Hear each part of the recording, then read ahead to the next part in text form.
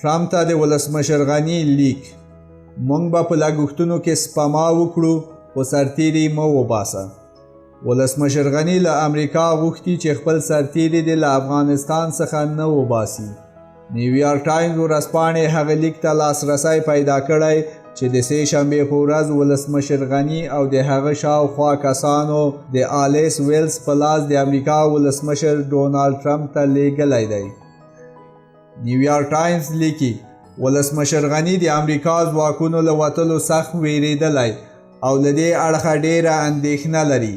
سرچینه کاږي: ولسمشر غني ډونالډ ټرمپ ته ویلي چې خپل سرتیري دې په بشپړه توګه له افغانستان څخه نه وباسي او په مقابل کې ژمنه کړې چې د امریکایي ځواکونو په لګښتونو کې به $2 میلیارده سپما کوي او امریکا کولی شي د سرتیرو شمیره تر 3,000 راټیټ کړي.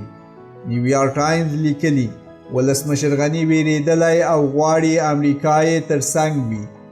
سرچینه لیکي ولسمشر همداراز باوري دی چې د امریکا له مرستې پرته به بل ځل واک ته نشي رسېدلی او که د سولې خبرې یوې پایلې ته رسیږي نو ښایي بیا هم ولسمشر غني ولسمشرۍ ته ونه رسیږي. نیویارک ټایمز وایي کله چې امریکایي ځواکونه له عراقه وتل نو عراقي چارواکو د دې کار هرکلی کاوه، خو برعکس ولسمشر غني بیا په دې خواشینی دی.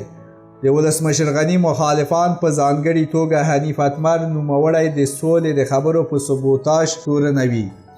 د دوی په خبره غني او ډله یې هڅه کوي د سولې خبرې ناکامې کړي ځکه دوی باوري دي چې د سولې په کېدو سره به ولسمشر غني واک له لاسه ورکړي.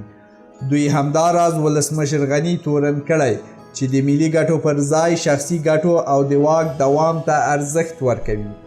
د نیویارک ټایمز ورځپاڼې لیکنه په لومړی کامنټ کې ولولئ.